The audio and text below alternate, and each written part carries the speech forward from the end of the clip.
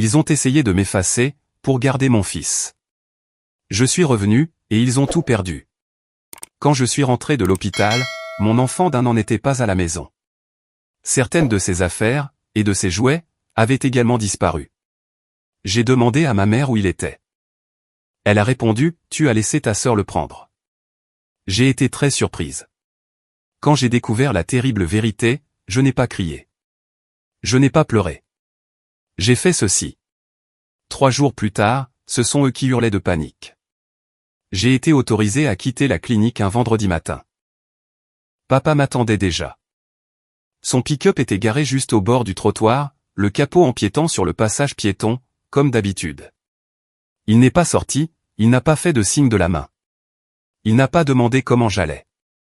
Il a juste ouvert la portière passager, et a dit, « Allons-y, je suis monté. » Il a démarré le moteur. La radio était cassée. Nous avons roulé en silence, pendant environ 10 minutes. Puis, les yeux toujours fixés sur la route, il a demandé, « Comment te sens-tu » ? « Bien, ai-je répondu. Il a hoché la tête. C'était là toute notre conversation. La maison m'a accueilli, avec un genre de silence qui n'était ni chaleureux, ni reposant. C'était le genre de propreté qui donne à un endroit une sensation de vide. Comme s'il avait été récuré pour une visite immobilière. Rien ne dépassait. Rien de personnel. Maman est sortie de la cuisine, avec cette expression qu'elle fait toujours, lorsqu'elle apporte du thé à la menthe au lieu de présenter des excuses. « Eh bien, tu es à la maison », a-t-elle dit. Comme si je rentrais juste du magasin. Comme si je n'avais pas passé les 3 dernières semaines, à me recoudre morceau par morceau dans une chambre au mur blanc. À parler à une femme nommée Dr. Chang, qui posait des questions me donnant envie de pleurer. J'ai hoché la tête. Maman a poursuivi. Nous avons fait un peu de nettoyage. Laura a aidé, aussi. Elle est avec Ellie maintenant. Ellie est mon fils. Il a 1 an et 3 mois. Un doux duvet roux blond à l'arrière de la tête, comme un petit chaton. Il dort face contre l'oreiller. Il se réveille avec un petit, même, silencieux, et tend immédiatement les bras vers moi. Il tend toujours les bras vers moi. J'ai enlevé mon manteau, et je suis entré dans la chambre. Vide. Le lit de bébé était fait avec soin. Les jouets étaient triés dans des bacs. Certains manquaient. Où est-il, ai-je demandé. Maman a hésité. Avec Laura. Tu as donné ton accord. Intéressant. Quoi? Elle s'est approchée, comme si elle était sur le point de montrer de la sympathie. Ou de me rappeler que tout cela, c'était pour mon propre bien. Tu as signé un papier, à la clinique. Elle l'a emmené chez elle, pour que tu puisses te reposer correctement. Bien sûr. Il s'avère que, pendant que je me reposais, elles ont discrètement pris mon enfant. Je croyais que c'était juste un formulaire de décharge pour le médecin, ai-je dit. Ça l'est, a haussé les épaules maman. Plus quelques autres petites choses. Elle ne fait qu'aider. C'est tout à fait temporaire. Dans le jargon juridique américain, temporaire est un mot magnifique. Il peut signifier quelques heures, ou jusqu'à nouvel ordre du tribunal. Tout dépend de la manière dont la demande a été déposée. Je me suis demandé quelle version Laura avait en tête. Je suis allé aux toilettes, j'ai fermé la porte, ouvert le robinet. J'ai regardé mon reflet. Pâle, les yeux cernés, les joues creuses. J'avais meilleure mine que lors de mon admission. Alors, c'est ça. Le progrès? Je n'ai pas pleuré. Je suis resté là, et j'ai compté jusqu'à 20. Puis je me suis essuyé les mains, et je suis ressorti. Je suis allé vers maman. Où est le papier que j'ai signé? Elle m'a regardé pendant une seconde. Puis, elle a fait un geste vers la cuisine. Dans le tiroir. Il y a un dossier. J'y suis allé. Pas de mots. Pas de bruit. Le dossier était là. Dans une pochette transparente. Accord de tutelle temporaire. Je l'ai ouvert. Nom de l'enfant, Elias Rivers. Tuteur, Laura Wilkins. Signature du représentant légal, Alice Rivers. Date, il y a 2 semaines.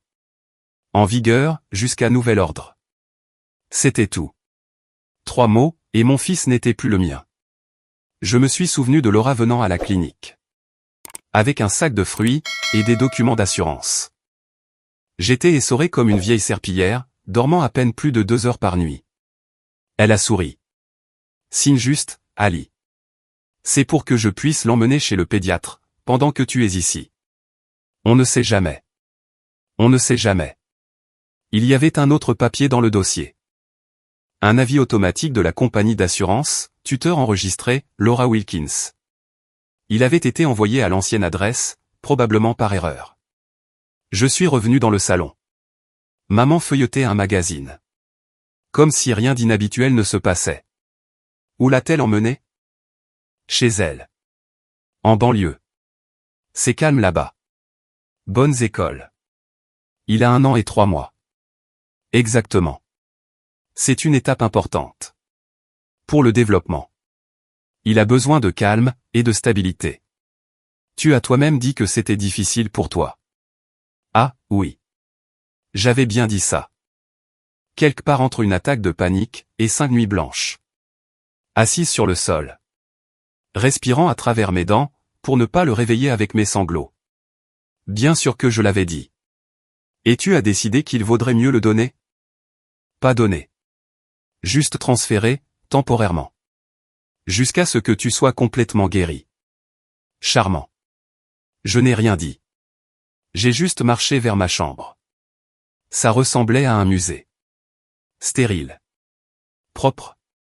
Comme si je n'y avais jamais vécu.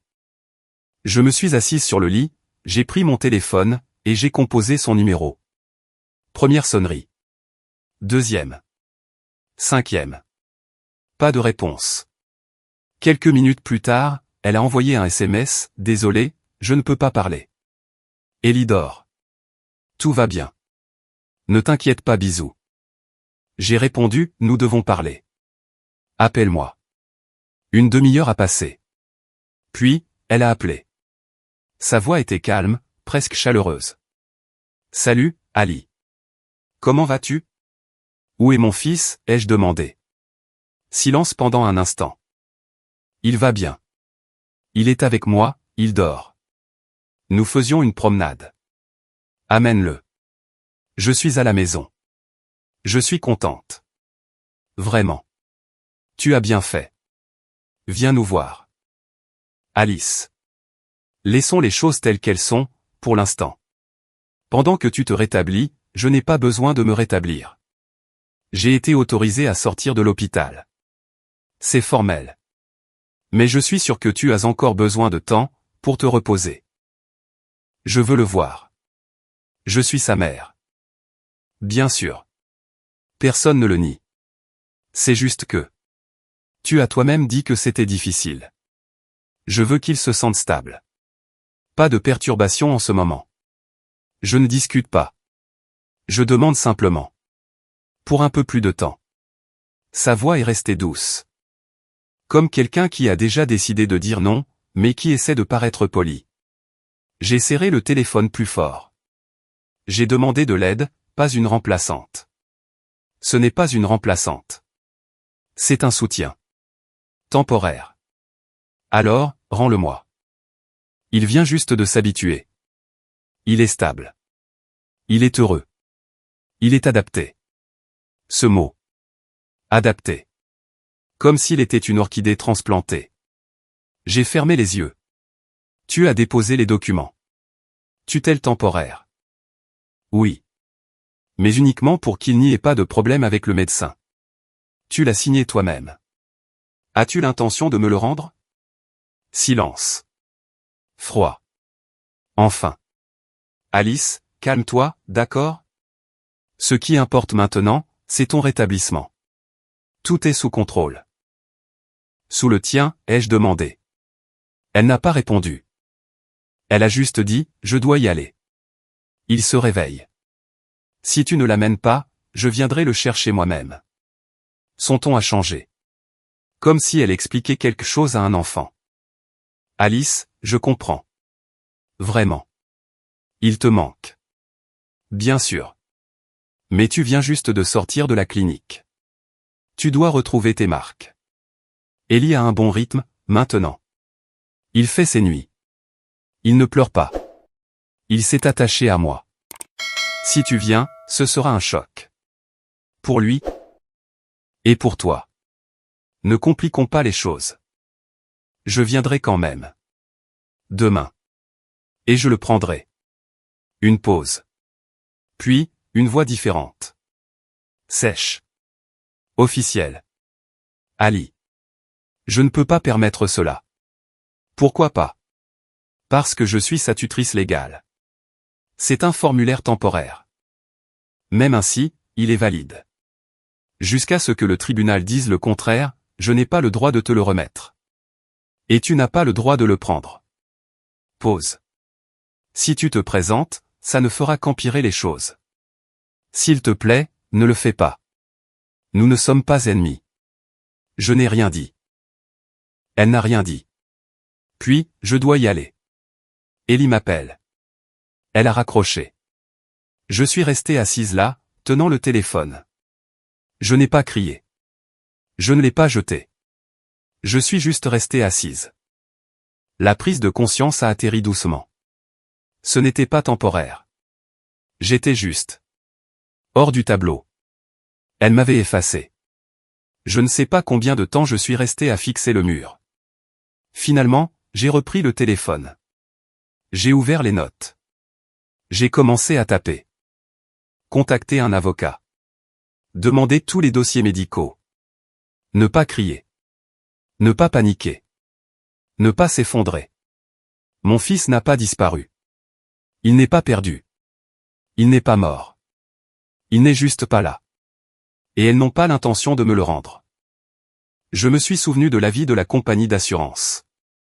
J'ai appelé la clinique pédiatrique où nous allions, juste pour voir s'il me parlerait encore. Désolé, a dit la réceptionniste. Selon notre système, Elias Rivers a maintenant un tuteur différent dans son dossier. Nous ne pouvons pas discuter de son dossier avec vous. Je suis sa mère, ai-je dit. Je comprends, mais il y a une tutelle temporaire en place. Vous devrez passer par le bureau pour vérifier votre statut. J'ai raccroché. C'était ça. Si j'étais revenu une semaine plus tard, peut-être que je n'aurais même pas su où il était. Non pas parce qu'elle l'aurait caché. Mais parce que, sur le papier, il n'était plus à moi. J'ai soudain eu besoin d'eau. Je suis allé dans la cuisine. Maman était assise là, feuilletant calmement un magazine, comme si de rien n'était. Puis, elle a dit nonchalamment, la lecture du testament aura lieu la semaine prochaine. Quoi? Le testament de grand-mère. Chez le notaire. J'ai hoché la tête. Ça m'était égal. Quand on vous a enlevé votre enfant, l'argent ne semble pas grand-chose. Maman a ajouté, Laura y sera aussi.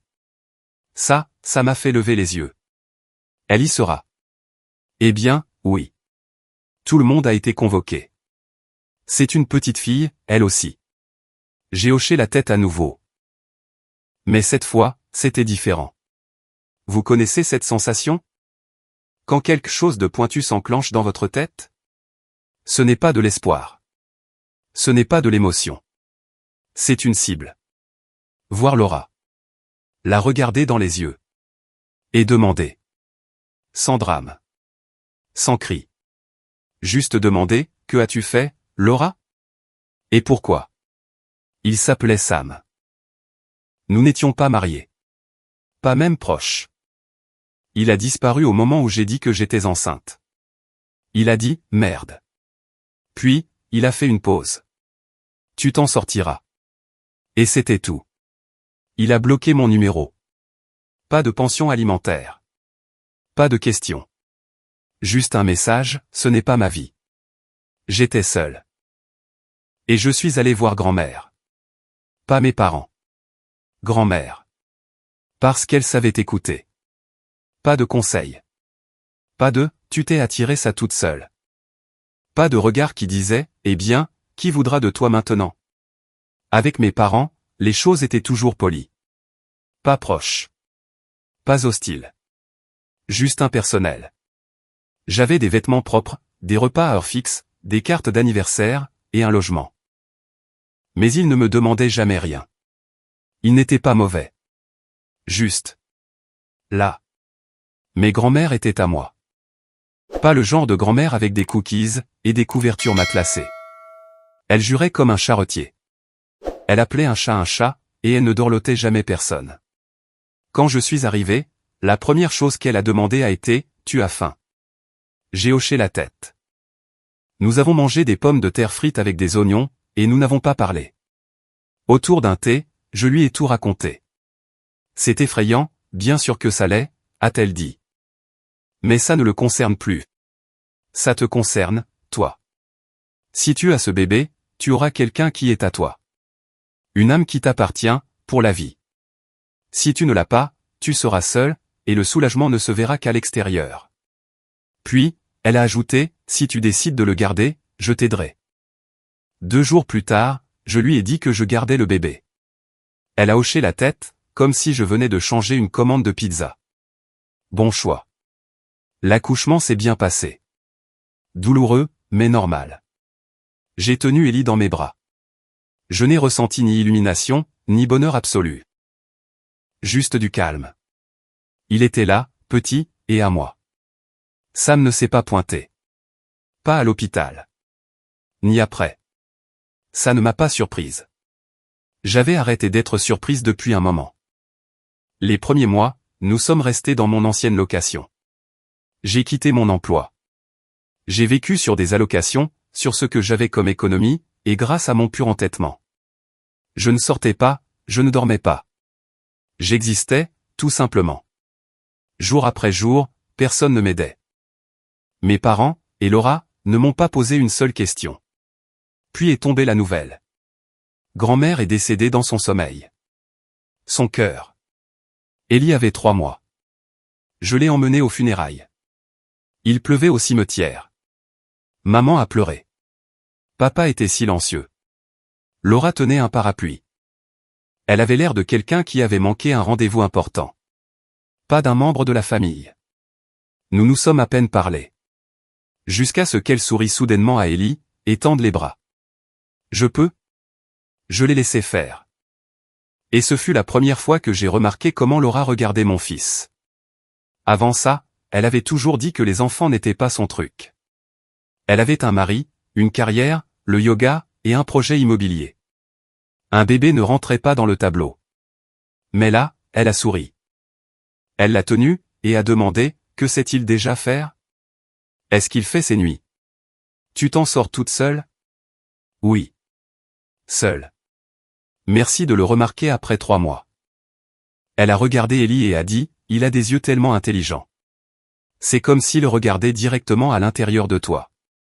Puis, elle a demandé, tu dois être épuisé. Complètement. Ce soir-là, chez grand-mère, maman a dit, peut-être devrais-tu venir rester avec nous, juste pour un moment. Tu as l'air si fatigué. Papa a ajouté, tu pourrais enfin dormir un peu. On t'aiderait avec le petit gars. Laura a renchéri, viens pour 2 semaines. Nous t'aiderons. Tu pourras te reposer, reprendre des forces. J'ai répondu que j'allais y réfléchir. Mais la vérité, c'est que j'avais déjà presque dit oui. Ellie se réveillait toutes les heures. Je n'avais pas eu un vrai sommeil depuis 3 mois. Je ne me souvenais plus de mon dernier repas chaud. J'avais peur d'admettre à quel point c'était vraiment difficile. Alors, j'ai accepté. 1 mois. Chez mes parents. 3 jours plus tard, j'ai fait une valise. J'ai envoyé un SMS à mon ancien patron, pour lui dire que je ne reviendrai pas avant au moins 2 mois. J'ai dit à ma voisine que je rentrerais bientôt. Je le croyais vraiment. Que je rentrerais. Dans 1 mois. Peut-être 2. Après avoir dormi un peu. Après avoir pu respirer à nouveau. Mes parents nous ont accueillis poliment. Maman a pris Ellie dans ses bras tout de suite. Là, maintenant. Tu es en sécurité. Papa a hoché la tête, et a pris mon sac. Laura est apparue le lendemain. Je reste pour 1 semaine, a-t-elle dit. Pour aider. Passer du temps ensemble. Mon mari est absent. Ce soir-là, après qu'Ellie se soit endormie, je me suis allongé sur le lit. Je n'arrivais pas à croire ce que ça faisait, de s'endormir sans peur. Une petite partie de moi se sentait honteuse. D'être soulagé. Je croyais être venu chercher du soutien. Je croyais que j'allais me reposer, récupérer, et repartir. Mais en réalité, j'étais venu me rendre. Petit à petit. Silencieusement. Et je ne m'en suis même pas rendu compte au début. Au début, les choses allaient bien. Ni heureuse, ni douillette, mais bien. Je mangeais des repas chauds. Je dormais 2 heures d'affilée, puis 3. Je nourrissais Ellie, et je me rendormais. Maman passait la serpillière tous les jours. Laura préparait de la soupe que personne n'avait demandé. Tout le monde était soudainement devenu très soutenant. Je devais me montrer reconnaissante. Et j'ai même essayé de l'être. J'avais honte. Mais j'ai essayé. Après quelques semaines, Laura, qui vivait toujours avec nous et ne passait que ponctuellement chez elle, a commencé à emmener Ellie avec elle. D'abord, juste des promenades en poussette autour du pâté de maison. Puis au parc. Puis, elle disait, on s'arrête chez une amie, juste pour montrer le bébé. Ça ne te dérange pas? Ça ne me dérangeait pas. Je me reposais. Mais à un certain point, il est devenu évident que le repos ne m'aidait pas. Je n'arrêtais pas de me reposer, et je ne me sentais toujours pas mieux. Toujours vidée. Toujours faible. Toujours somnolente. Au bout de 2 mois, mon laissait tarit. Ma production avait baissé régulièrement, et puis... c'était juste parti.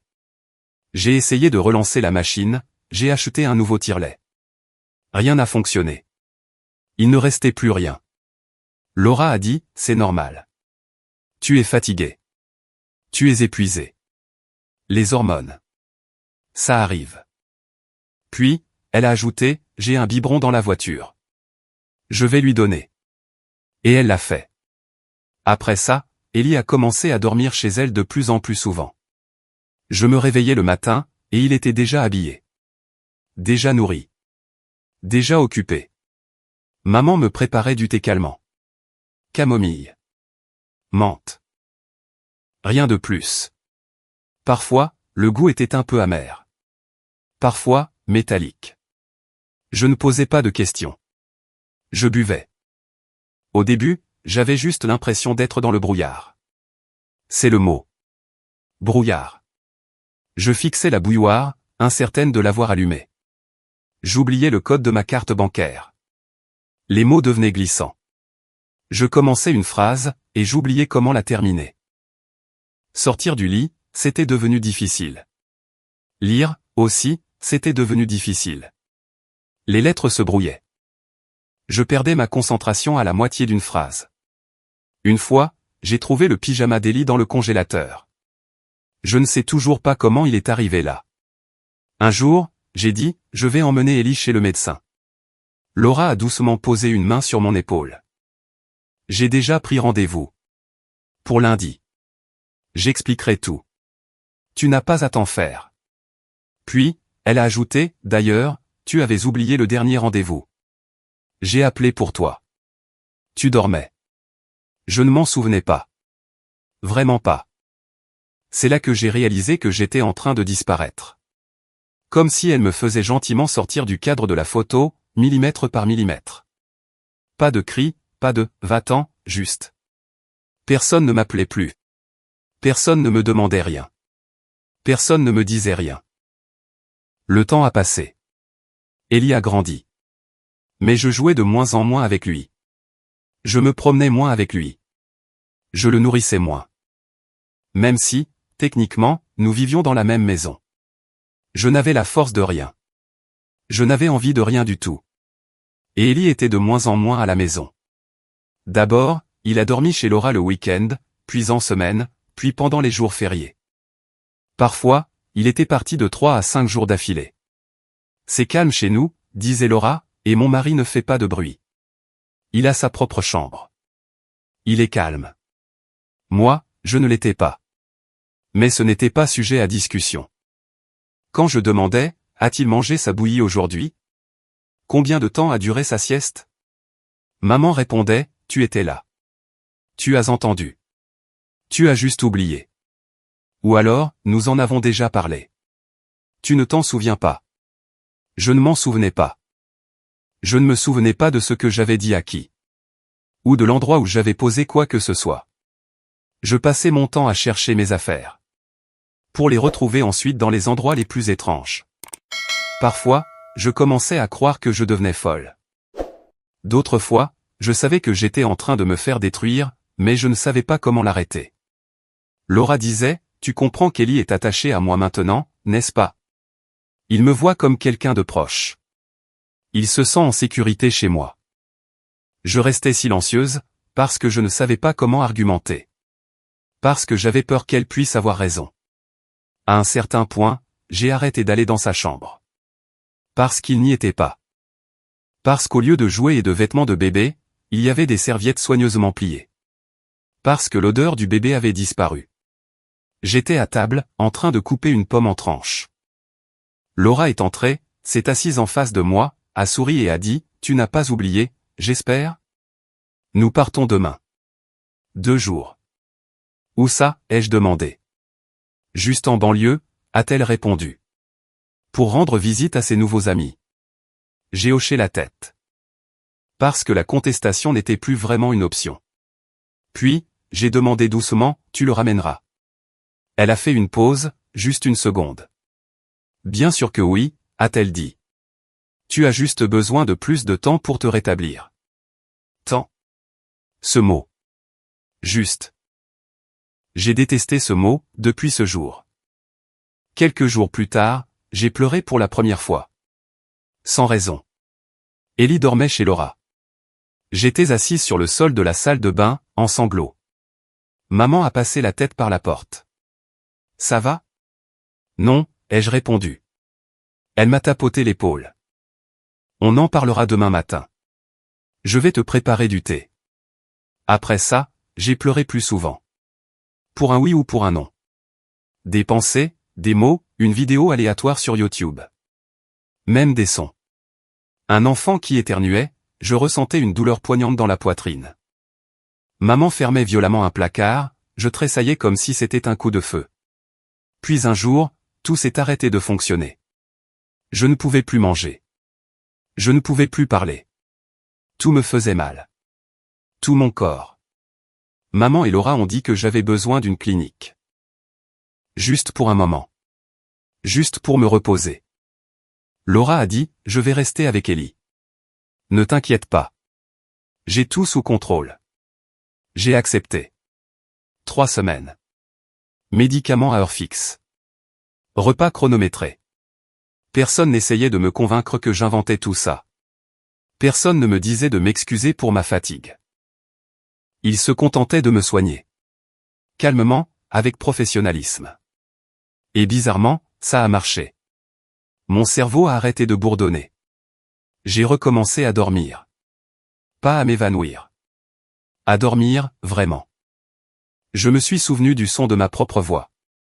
Je pouvais lire à nouveau. Pas seulement survoler les lignes. Vraiment lire. Je pouvais manger.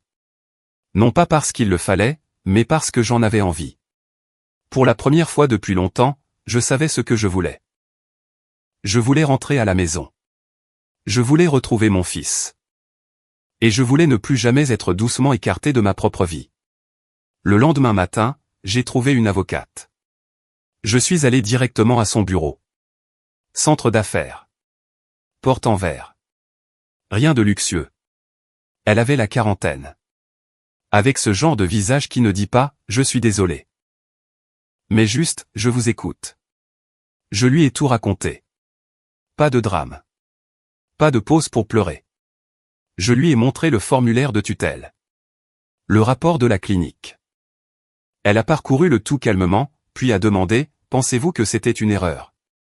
Je pense que c'était organisé. Alors, nous déposerons une plainte pour fraude. Je n'ai pas les moyens de payer pour être entièrement représenté, ai-je dit. Je n'ai pas d'emploi stable. Je n'ai pas d'économie. Elle a hoché la tête. Comme si elle avait entendu ça des centaines de fois. Je travaille avec le Fonds d'aide juridique pour les femmes, a-t-elle expliqué. Il finance des cas comme celui-ci. Vous n'êtes pas la première. Donc, je n'ai pas à payer. Ni maintenant, ni plus tard. Tant que ce dossier est actif, vous n'avez qu'une seule mission. Ne disparaissez pas. Et n'abandonnez pas. Nous nous occupons du reste. Elle m'a tendu l'accord. J'ai signé. En silence. Avec le sentiment étrange que, pour la première fois depuis très longtemps, je faisais quelque chose qui m'appartenait vraiment. Ensuite, j'ai contacté la clinique. J'ai demandé mon dossier complet. Je leur ai demandé de tout inclure, les notes médicales, les évaluations du thérapeute, les rapports de laboratoire.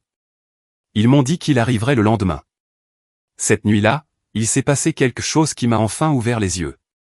Et qui a mis chaque pièce du puzzle à sa place. Je n'arrivais pas à dormir. Je me suis levé pour aller chercher de l'eau. Mon téléphone était encore dans ma main. J'avais passé la soirée à chercher des histoires similaires à la mienne, en ligne. Devant la porte de la cuisine, j'ai entendu une voix. Basse. Prudente. Ma mère, au téléphone. J'ai reconnu le ton. C'était sa voix, il ne faut pas réveiller toute la maison. Je me suis figé. Laura, s'il te plaît. Pas de panique.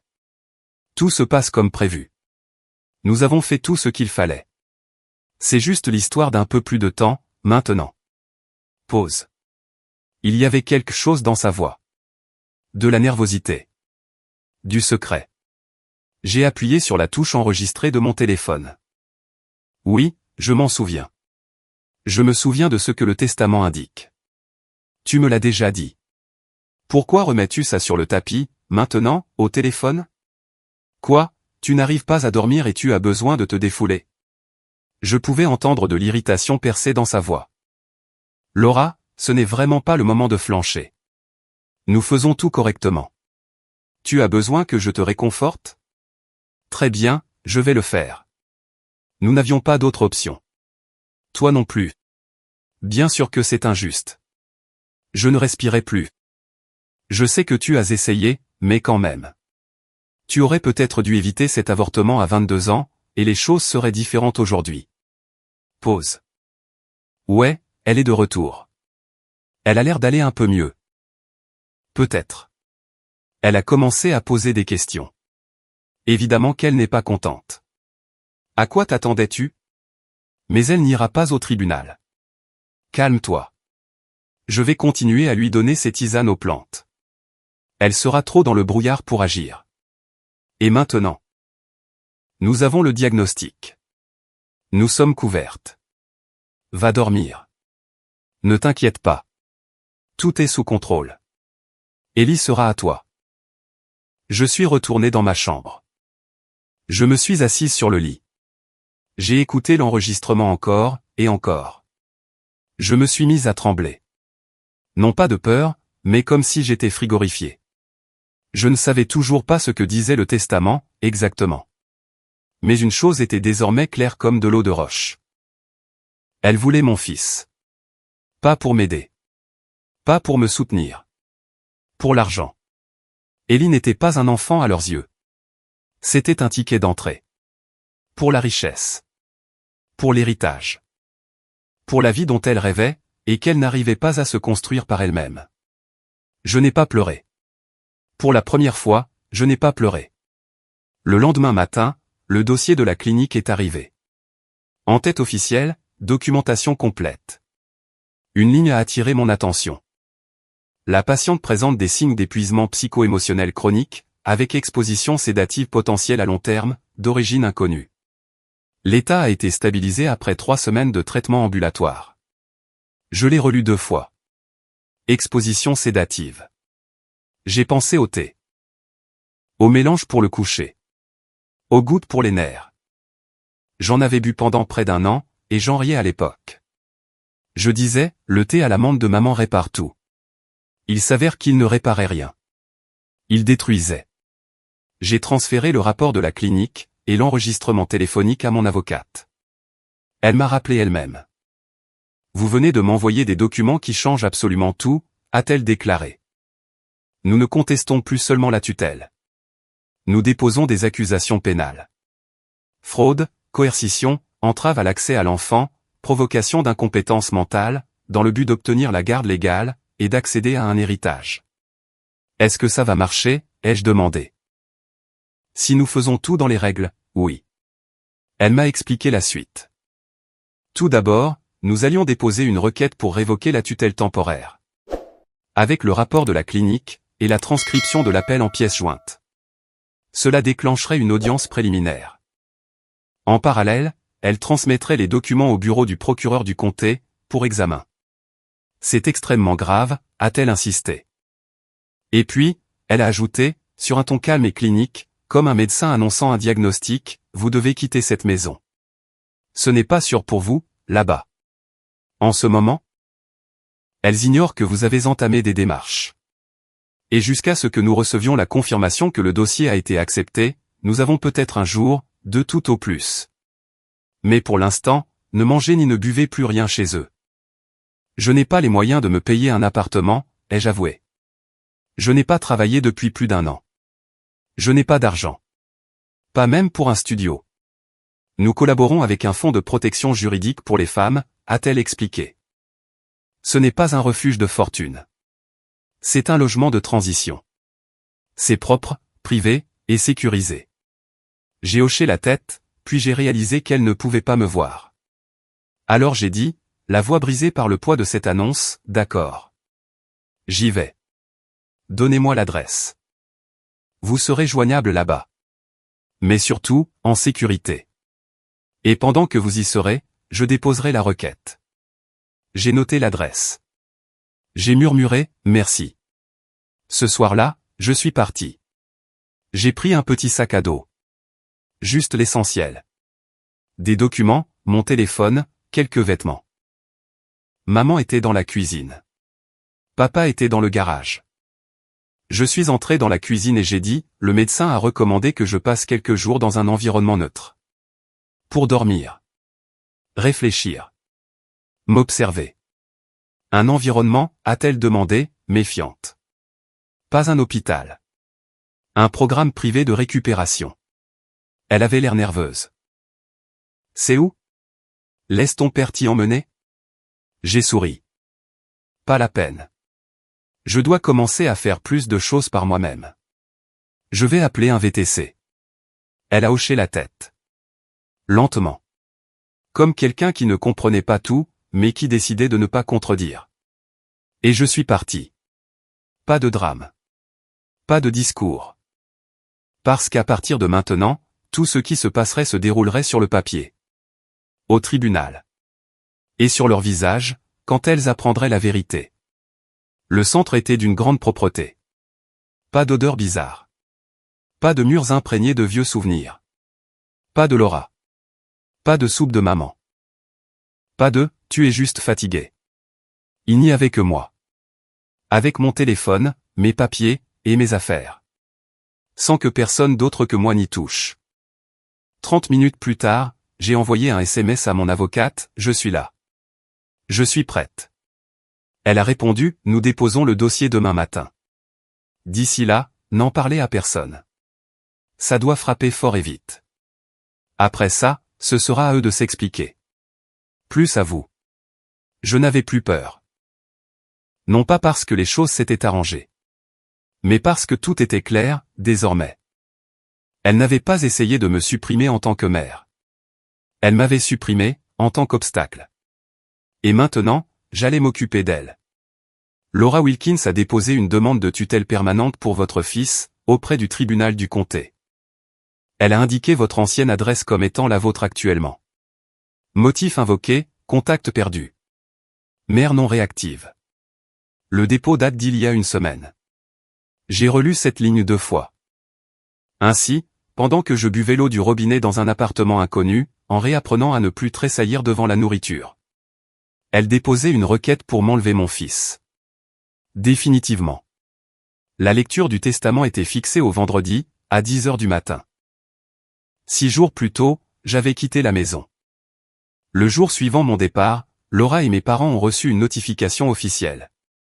Une enquête criminelle venait d'être ouverte, et une requête pour révoquer la tutelle temporaire avait été déposée. Ce qui a suivi fut un déluge d'appels, de textos, et de messages vocaux. D'abord, des messages polis de ma mère. S'il te plaît, ne fais rien d'irréfléchi. Discutons-en. Puis, de Laura. Tu es sérieuse? Des accusations pénales? Tu es folle, alliée? Tu crois avoir vu quelque chose de suspect, et maintenant tu nous traînes au tribunal. Je n'ai répondu à aucun de ces messages. Non pas parce que je manquais d'arguments, mais parce que, désormais, seules les procédures officielles s'exprimaient. Le jour de la lecture, je suis arrivé avec un peu d'avance. Ellie était déjà sur place. Laura l'avait amené avec elle. Il était assis sur la moquette de la salle d'attente, feuilletant un gros livre cartonné. L'assistant du notaire avait placé quelques peluches à côté de lui. Il semblait un peu plus grand que dans mes souvenirs. Ses cheveux avaient poussé. Ses joues étaient plus rebondies. Je me suis agenouillé près de lui. Silencieuse. Respirant à peine. Il a levé les yeux, droit dans les miens. Aucune peur dans son regard, mais aucune reconnaissance non plus. J'ai dit « coucou ». Il a incliné la tête, comme si un souvenir lointain vacillait. Il a tendu la main, non pas vers moi, mais vers un jouet, puis m'a regardé à nouveau. « C'est maman », ai-je murmuré. « Tu te souviens de moi ?» Il a froncé les sourcils. Il a tâté le bouton de ma manche, puis la paume de ma main. Et soudain, il m'a fait un câlin. Pas très fort. Mais un vrai câlin. Le front contre mon épaule, dans une immobilité totale. Je l'ai serré contre moi. J'ai respiré avec une précaution infinie, comme si un seul mot pouvait tout gâcher. Tout va bien, bébé. Tout va bien. Alice? La voix de Laura. Tranchante comme une lame. Je me suis relevé. Ellie s'est accrochée à moi. Pendant un instant, il a simplement tenu bon. Puis, il a regardé Laura, et a tendu les bras vers elle. Je ne voulais pas le lâcher. Je l'ai serré plus fort, j'ai embrassé sa joue. Mais il s'est éloigné, et a commencé à pleurer.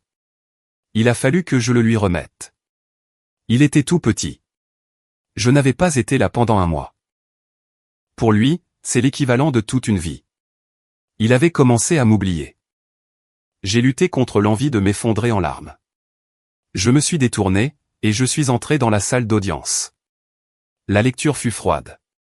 Protocolaire. Le notaire a ouvert l'enveloppe, vérifié l'intégrité du sceau, et a lu le document à voix haute. Moi, Edna Monsieur Rivers, scène de corps et d'esprit, lègue par la présente l'intégralité de mon patrimoine. Cela inclut mes biens immobiliers, ainsi que mes actifs bancaires et financiers. Ce legs revient à mes arrière-petits-enfants. En vie ou in utero au moment de la lecture officielle de ce document. Pause. Puis, il a poursuivi. Tout enfant adopté est expressément exclu de cet héritage. L'ensemble des actifs doit être réparti équitablement, entre mes arrière-petits-enfants biologiques. La gestion de ces actifs sera assurée par leurs tuteurs légaux respectifs, et ce, uniquement jusqu'à ce qu'ils atteignent l'âge de 18 ans. Le papier a bruissé. Personne n'a bougé un muscle dans la pièce. Cette décision est finale. Irrévocable. Elle a été exécutée en présence de témoins qualifiés, et est soumise à l'application des lois de cet État. Signature. Date. Sceau officiel. Le notaire a refermé le dossier, a regardé l'assemblée, et a ajouté, à la date d'aujourd'hui, la valeur totale estimée du patrimoine transféré, s'élève à environ 300 000 euros. Les chiffres définitifs seront confirmés lors du traitement du dossier, et de l'imposition fiscale. J'écoutais en essayant de respirer normalement. Mais à chaque phrase prononcée, quelque chose se mettait en place dans ma tête. Une prise de conscience brutale et glaciale. Comme de la neige que l'on glisserait dans le dos de votre chemise. Grand-mère avait laissé son héritage à Ellie. Je me suis souvenu de ma visite pour lui demander conseil. De la façon dont elle m'avait promis de m'aider, si je décidais de garder ce bébé. Et là, elle l'avait fait. Elle n'avait pas seulement laissé de l'argent. Elle avait offert une protection à Ellie. Pour lui. Et pour moi. Et elle avait donné une chance à Laura. C'est pour cette raison que le testament ne devait être lu qu'1 an après son décès. Pour laisser suffisamment de temps à Laura.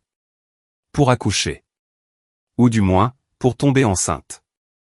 Ainsi, la succession aurait été divisée à parts égales, entre nos enfants respectifs. Mais Laura ne voulait pas d'enfant. Ou n'en était pas capable. Alors, avec mes parents, ils ont élaboré un plan. M'évincer. Prendre Ellie. C'est de là que venait ce soudain élan d'amour de Laura.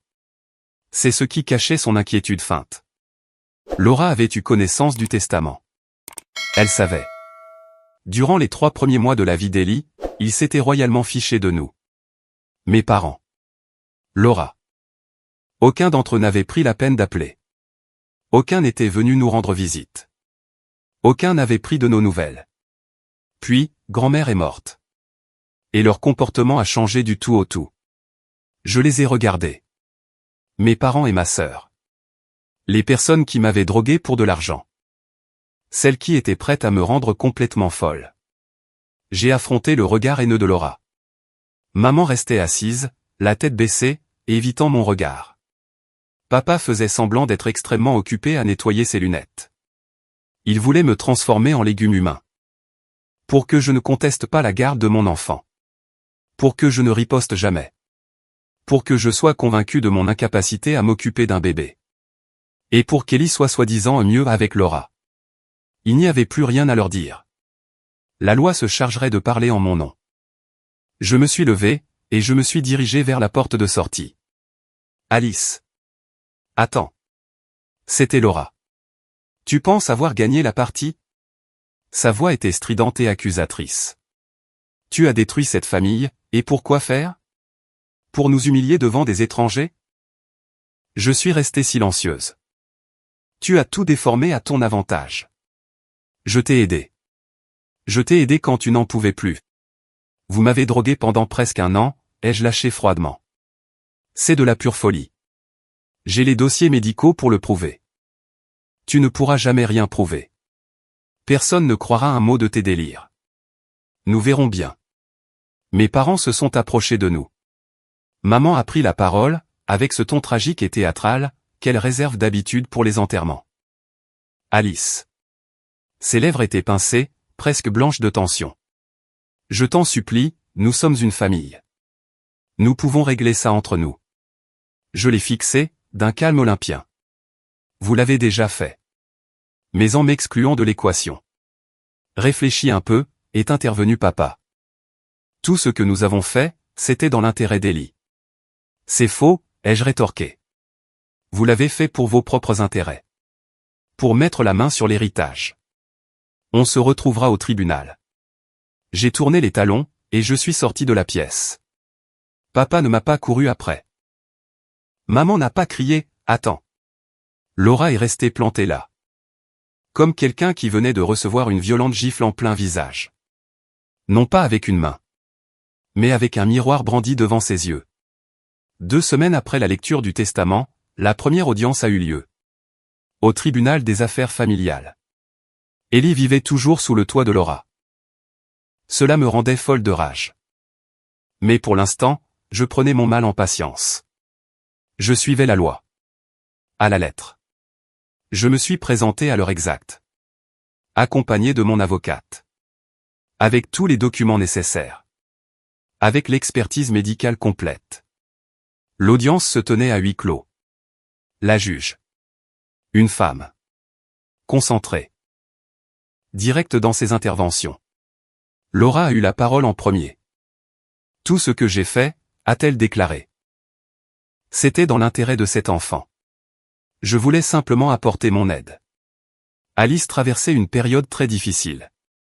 Elle a dû être internée dans une clinique.